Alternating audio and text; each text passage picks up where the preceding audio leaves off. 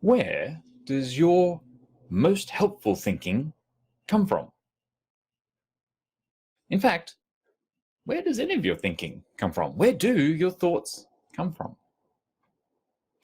Of course, they come from our brains, from the machinery of our biology, making thoughts, connecting neurons.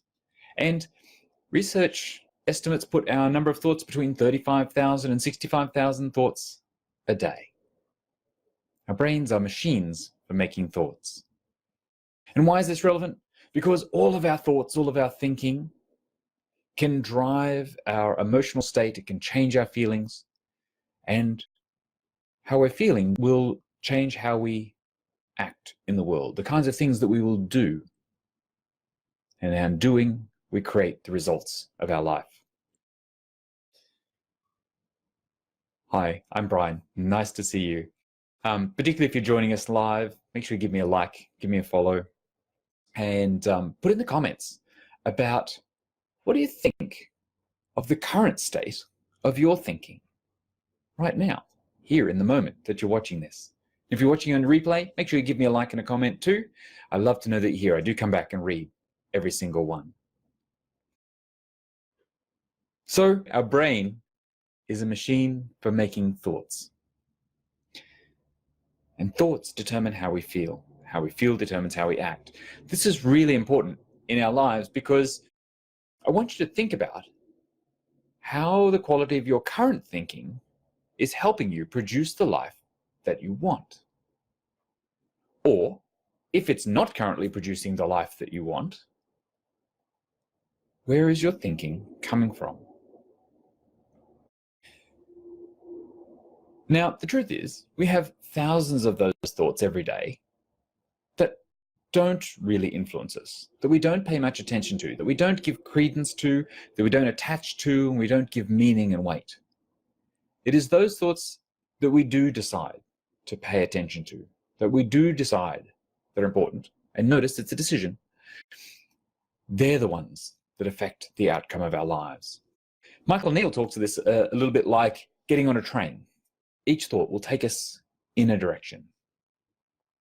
And sometimes we don't even notice that we've hopped on a train on purpose until we're suddenly on it. We notice that our thinking is coming from a certain state, a certain energy, if you like.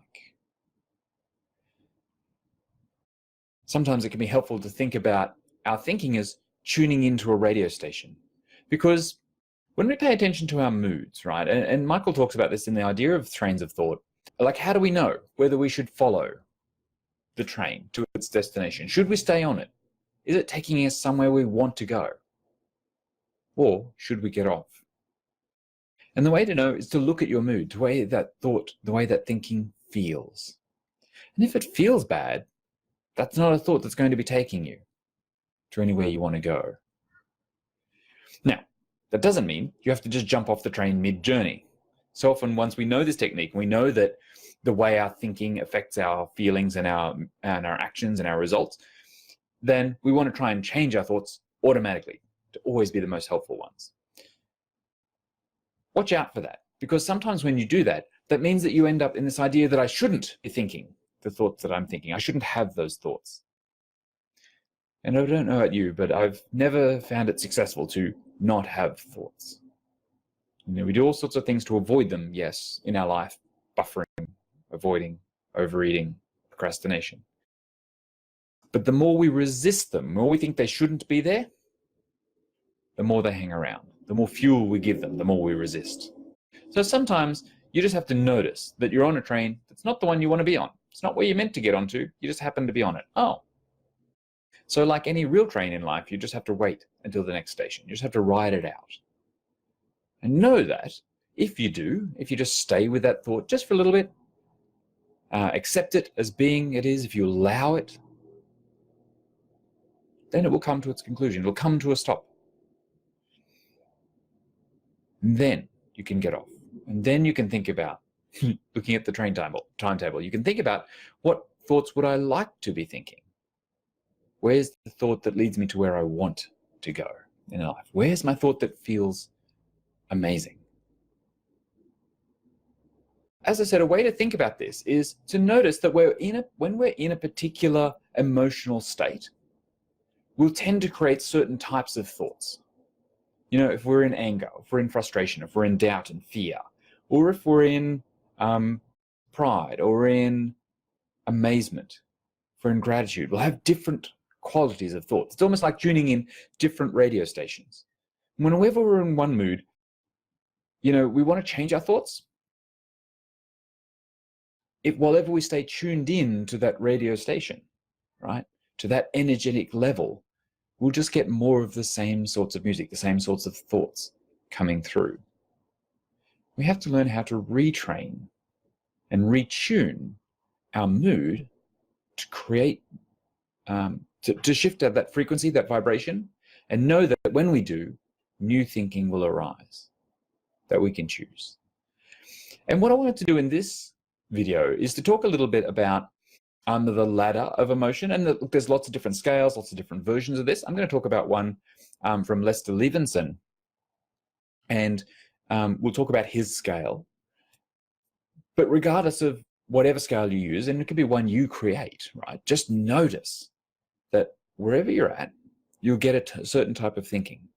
And when you change your tuning, right, you can use different techniques to change that frequency, then new thoughts will arise and new feelings will be created as a result. So sometimes it feels like we're changing our mood to change our thinking. It doesn't work that way. We have to change our thinking to change our mood. But there's lots of things we can do to change the station, right? We can dial in to a new frequency. Why don't we have a look at some of those thoughts? Levinson talks about the basis of the feelings as being apathy. Because when you're not caring, there's a certain kind of hopelessness that comes about from being in that state. That you don't care, you don't imagine things could be any different, you don't even really want them to be any different. That's just the way it is. Going up from there, you might move into something like grief, where instead of hopelessness, there's a helplessness. That things have happened, maybe you think that shouldn't have happened, there's a loss. And again, notice that there's no thoughts about things that could be different, that we could do different. It's already happened. And so in this case, there's helplessness, there's despair. And that will give rise to a certain type of thinking. And then he moves through other stages, like fear. And notice that once we're in fear, yes, there might be doubt, there might be insecurity, there might be concern, it might be terror. But at least there's an acknowledgement that things could be different. There is some way that you want to change and not be where you're at. So you've moved up to a higher energetic state. And if you keep going up that scale, you'll come to things like lust, which you might, replace with desire or need or greed, the wanting for something different and new, that you're not at where you want to be. Okay, good. You'll get different types of thinking from there. From there, once we're in that state, we can move higher. And then you might get into movement, into action, right? So you start moving towards that desire you want. And then, of course, there'll be obstacles. And so we switch into anger, which again is another highly energetic state. And the only danger, of course, is with anger is that you're focusing on the obstacles, right? You're focusing your energy on what's stopping you from having what you want, instead of looking at how are you creating what you want. Of course, sometimes we move through anger and we actually come to accomplishment. We come to pride in our efforts, in the having of something that we desire. And again, it's a higher emotional state. It's more useful thinking. The only danger, of course, if we stay in pride, and there's nothing wrong with feeling accomplished and feeling proud of your achievements and of yourself, but that's the difference, right? Notice the difference there, that if you stay in pride about your accomplishment, it stops you moving forward, right? Because you're done. You're there. You're successful. When instead, the real focus I would suggest should be on the pride that you're already accomplished. You're already worthy. It's who you are, not what you've done. Can you shift back into that? Because you're already 100% worthy. You're already 100% lovable. You already are accomplished. Now, how do you want to use it? Notice that when we harness our power from within, we can move forward. When we put the validation of ourselves in what we've done, it's up for grabs, right? There's no movement there. So we step up into a higher zone. We step up into courageousness, where we say, it doesn't matter if there's obstacles. It doesn't matter what I've done in the past.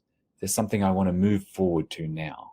We summon that courage to go, it's scary, it's frightening, there's obstacles, but I'm going to do it anyway. Notice that we harness our inner power when we do that.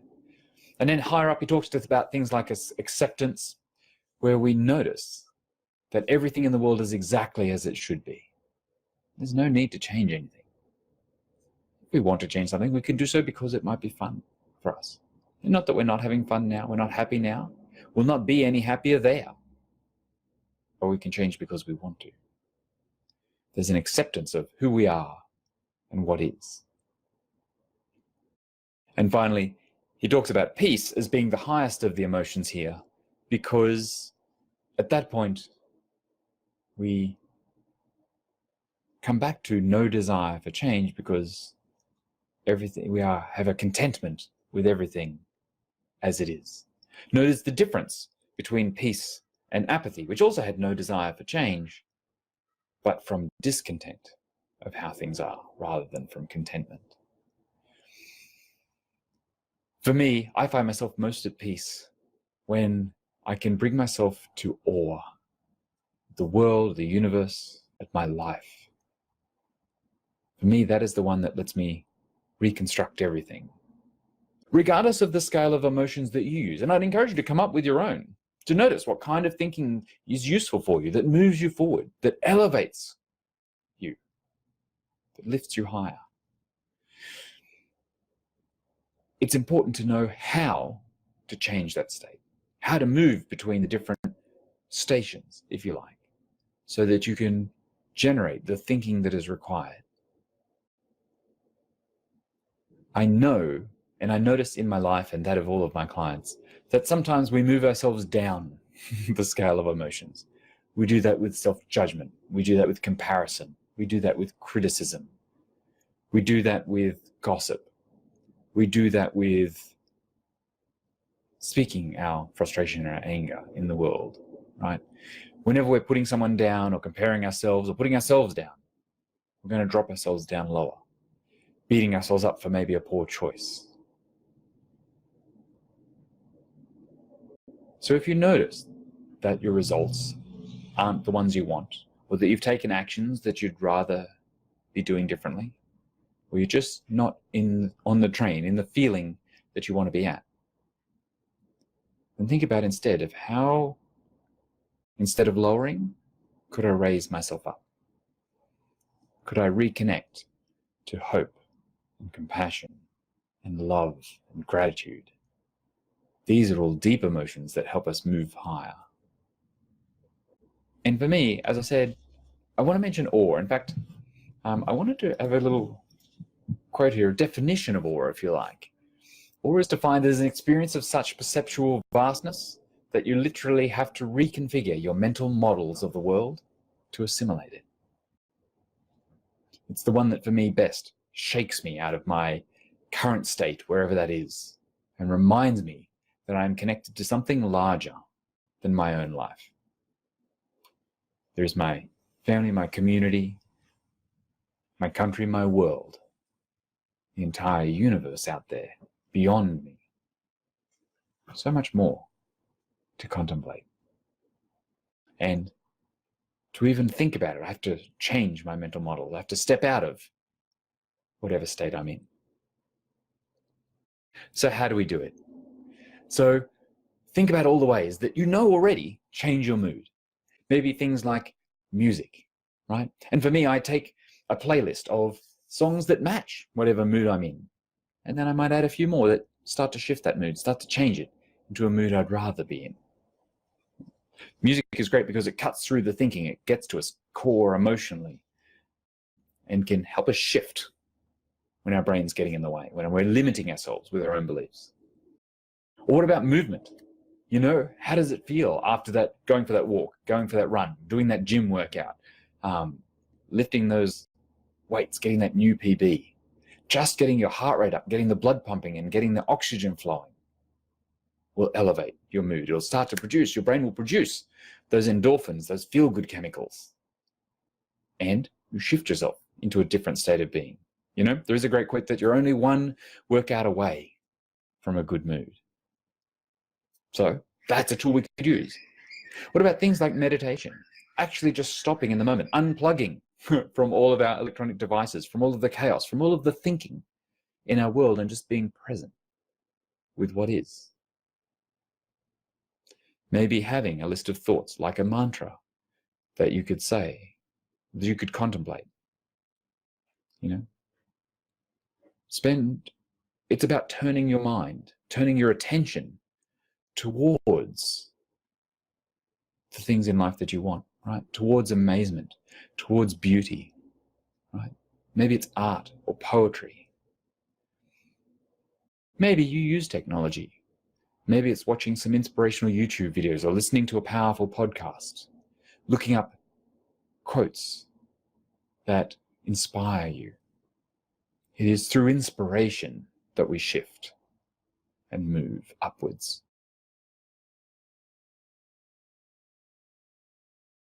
Finally, what about connection with others? What about getting into that experience of just loving someone else and other people, appreciating what is there? What about gratitude? All of these can shift us, can tune us into a new vibrational state, a new sense of being, and allow new, more powerful, more helpful thinking to arise. So often, in the journey of creating a healthy life, to losing weight, to getting fitter, to improving our happiness, we get caught up in confusion and I don't know. I don't know the next steps. I don't know what to do. I don't know how to change. When the truth is that you do, it's already there. And you don't even have to know how. You don't even have to know the next steps. You don't have to know even the thoughts that you need to think. You do have to trust that if you can retune your radio, your vibration, your energy, then you can trust that new thinking will arise. The path will become clear because you'll start to walk upon it.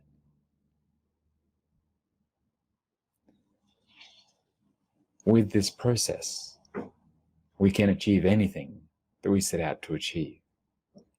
We just have to pay attention and notice that we're riding a train that's not going in the direction that we want, that we've attached to a thought that's not helpful. And use these tools to shift your emotional state and to find new thinking that will lead you to where you want to go, that moves you forward in your journey. Ride that train and see where it goes. So how will you elevate your mood to elevate your thinking this week? I'd love to know what you do. So please share with me in the comments, particularly share if you already know some things that work, that lift you up, that raise you higher. Share that knowledge, share that information with us all. So let me know in the comments, how do you bring about your best thinking and your best life? How do you elevate? Don't forget, give me a like, give me a follow if you're on Facebook. If you're on YouTube, hit the subscribe button so you get notified of every new video when it releases. And if you want to find out more or you want to work together, don't hesitate to get in touch, either through Messenger on Facebook or visit livemorelife.com.au. I offer free mini coaching sessions for anyone who would like some help with a challenge in their life. It's a way we can talk about where you're at, where you'd like to be. And if you'd like, we can talk about how coaching with me might help you move there more quickly than on your own. I'd love to hear from you, and I'd love to hear what works. Let me know your thoughts, and I'll talk to you again soon.